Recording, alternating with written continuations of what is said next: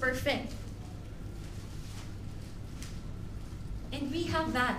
We have that kind of relationship. We all can go to our Father to really plead for whatever it is that we need, and trust that He will give to us beyond what we can imagine. So, what does it mean, therefore? What are the implications? Knowing this, what does it mean in terms of how we should live our life?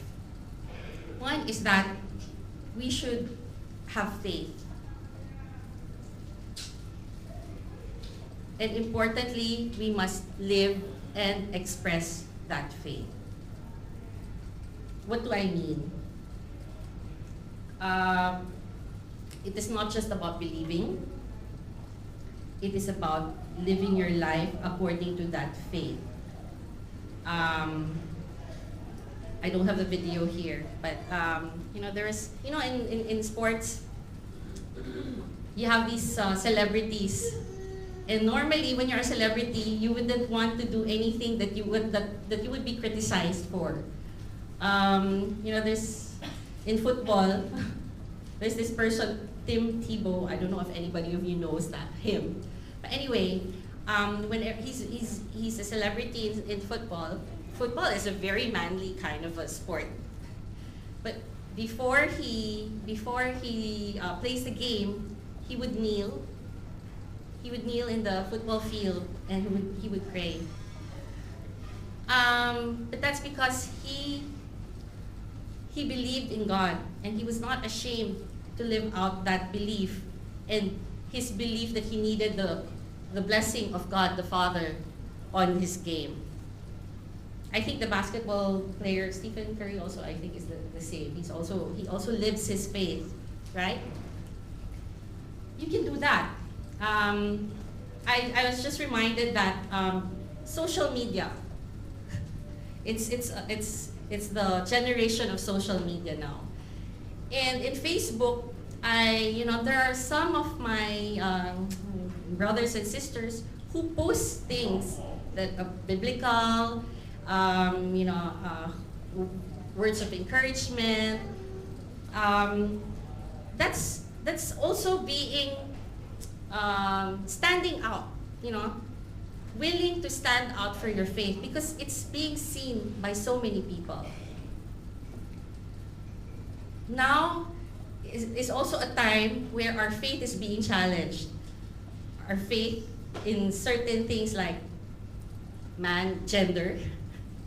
Nowadays, right? I think I heard of somebody gave birth, and in the form, male, female, they didn't sign. They didn't put, because the parents were saying, "Oh, we will wait and see what my child's gender will be in the future." That's how it is now. You're not anymore claiming that somebody is a female or male.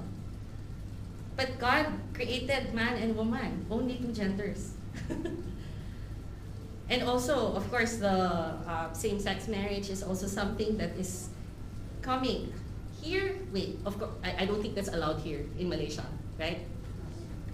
But in a lot of countries, that's being debated. I know in Singapore, they're considering something that would, when before it was not allowed for two people to same sex, to be together. It's kind of a crime. But a lot of people want to repeal that and say that it's not a crime because it's our right. But living, expressing our faith means saying something about these basic things, right? We are not going to say, "Oh, we condemn you." We don't do that. It's up to God. We believe that God can change people. So, but what we should do is stand strong for our beliefs, which is that man and woman. God created man and woman, just two genders, and that you're only supposed to marry man and woman, not man, man, woman, woman. So we need to, stand firm in our faith. Or that. Yeah. Social media is a very, very good avenue for standing firm in our faith. Another implication of being a Christian is for us to be full of hope. Because as I mentioned already, God is our Father. And what can He do? We just need to trust Him. Look, it's a faith leap of faith. We just need to trust that God will catch us. Yes? For I know the plans I have for you, declares the Lord. Plans to prosper you and not to harm you. Plans to give you hope and a future. I'll just tell you about the story of my sister. My sister, she used to work here, maybe mid-2000. She was still single then. She was based here. And then she got dengue. But she was by herself here. But it got to the point wherein it was at a critical level already. So my dad came here to be with her during that time. But I remember it was quite concerning really for us. My mom couldn't travel because she's sick. And then I was in Singapore and I was already contemplating, okay, should I go? Should I go already and be with my sister here? Because it was just my dad with her. But then, somehow the Lord just gave me this message that He didn't bring my sister here for her to die here. That He has good plans for my sister. She was already serving also in the community as Singles for Christ. So I found hope that, my God has a good plan for my sister. And indeed, after some time, it went back up and she was okay. But my sister's trials did not end there. When she got married to an Indonesian. So now she's based in Indonesia. She gave birth when she was like 25 weeks old. 25 weeks. And it's a very, very dangerous time for the child. The child could die. There came a point where the child could have ended blind also. Again, it was my dad who was with her. And the child had to stay for how many weeks? 2 months, I think, in the ICU. But I remember the whole community in Singapore, no, not the whole, but the people that I knew at that time in the community, and then it just got passed on, the prayers for my niece to be okay. Because so many things could have gone wrong with her. But, my niece right now is 6 years old, a normal kid, as if she wasn't a premature child. She can see. Again, God made that happen, but God delivered her. Again, my sister's telling more about her. She has always been in trouble when it comes to work. Like, there would always be a restructure and she would always be in danger of losing work. But somehow, God always delivered her and gave her a job at the last minute. And it happened like 2 years ago. She was in danger of her work being redundant in Jakarta. And an opening came up in Singapore, and now my sister is in Singapore with me. So as she has gone through these difficult times, God came through for her. God has good plans. A lot of the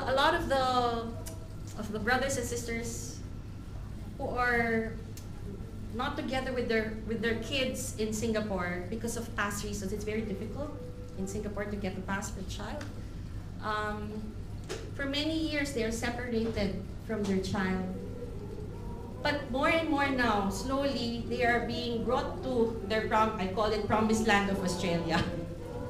Because it is in Australia that they are able to be together with their children. It has taken years of tears from the parents because they keep leaving behind their children. But a lot of them now are seeing that promised land, are reaping already the rewards of their faithfulness. God indeed has a good plan in store for us. Stop worrying because God knows our needs and will provide for us. So I told you, right, that I was out of work for quite some time. When it came to a really, really dangerous point in time wherein, you only had money for probably the next month, God gave me a contract job. 2 months contract job. Okay, alright, I took it. Then He extended it for a month, extended it to another month, extended until it got extended for a year. And it came really at the right time. My son, he was born with some congenital defect, and he kept getting sick when he was growing up, no? And we'd always be going to the hospital. But you know what? During the time that I was out of work for those 2 years, he did not get sick. Because he was born with that defect, there was no insurance for him. Can you imagine if he had gotten sick? How much burden that would have been for us too. God knew. And then my daughter, who had a fall and fractured her arm and needed a surgery, now, God allowed that because she had insurance. You know, I really, really, really praise God that He knows what we can, how do you call that? What we can manage. And He only gives to us what we can manage. He delivers us when, we're at the end of things. He will provide. Now, actually, I'm working again, but it's again another contract job. It's ending in December. But you know what? Because of the many times that my Lord has come through for me in providing when I need it, I have faith that before December or after December, I'm gonna have work again. I am at peace now versus before. I remember also, let me just share that during the time when it was very difficult, the second time that I was out of work for 2 years, again towards the latter part of that second year, it was becoming very difficult. God brought me to church. I went to church to hear Mass, and you know what the homily, the priest said? The priest said, "You are here because I have not abandoned you." That was the homily. And then after 2 months of hearing Mass, I had work. But God comforted me, spoke to me saying, "I have not abandoned you." He knew what I needed. The words, the encouragement, He knew what I needed at that point in time. We can have peace and joy in spite of any circumstance. Again, let me share about a sister in the community. She gave birth to a child with Down syndrome. And not just that, but there was a defect in the heart. They were about to leave already in a few months to go to Australia because they got the pass to be together, in Australia. But she gave birth in Singapore, but there was something wrong with the baby, and they had to stay for quite a long time. The bills were really quite high already. But the community helped, of course. But what they did was they extended their stay in Singapore so that they could still have work to somehow pay, credit their, the bills. But then when the child left the hospital, it didn't end there. So because now they had to go to Melbourne already. What do you do about the child? All the family had a visa except for the child. Now, will Australia give this baby a visa, knowing that there's a congenital defect, and with Down syndrome? Would the country want to take on somebody who is sick? They didn't know.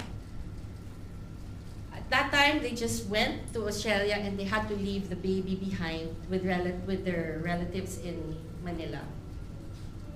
But praise God, because it's been like more than a year. Recently, I heard from her, and she posted on Facebook that their baby has been granted a visa and can now go be with them in Australia. Praise God. It's only God who can make these things. But all through this time, they had that faith that the Lord will deliver.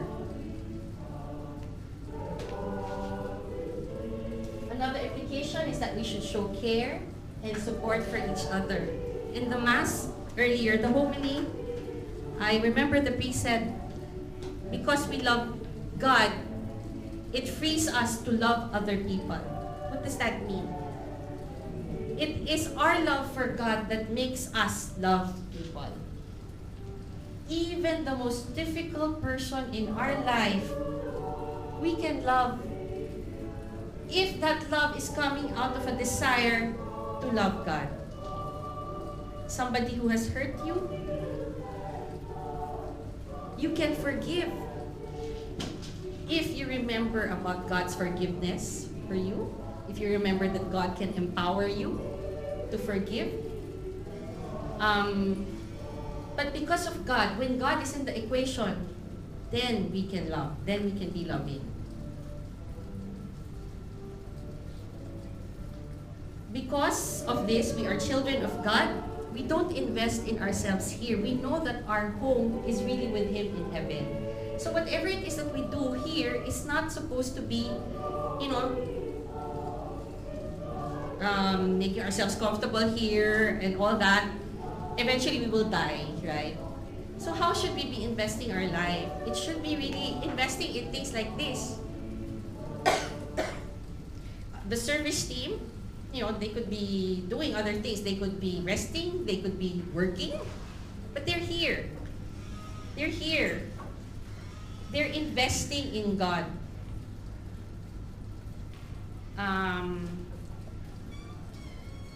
During the time that it was difficult for us financially, and I remember that Elmer, I had considered, what if Elmer should look for a better paying job? But then that meant he may not have the time to serve. And I said, okay, never mind, God. We are choosing to do this for you. We still want time to serve you. Just take care of us, please. And He has done that. He has taken care of us.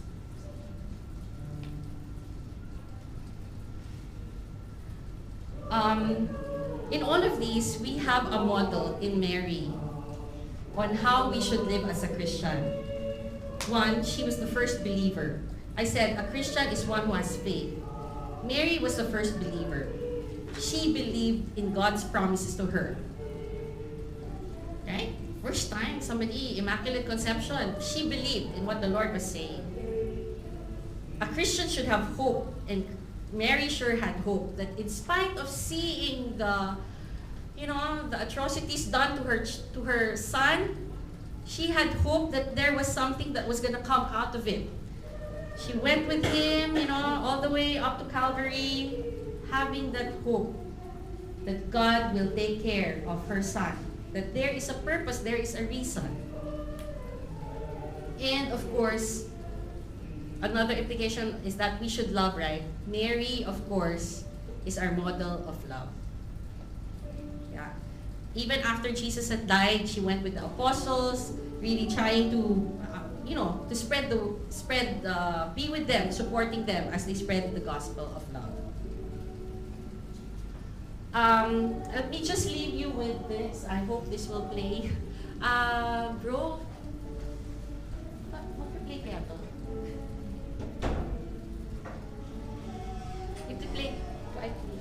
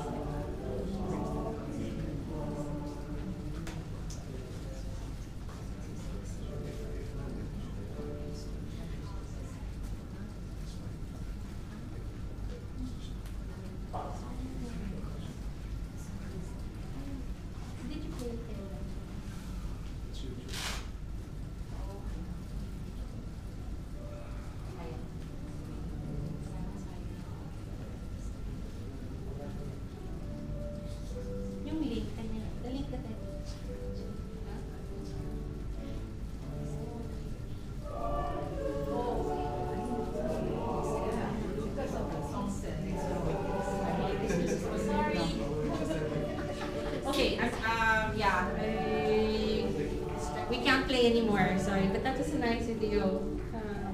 Anyway, sorry?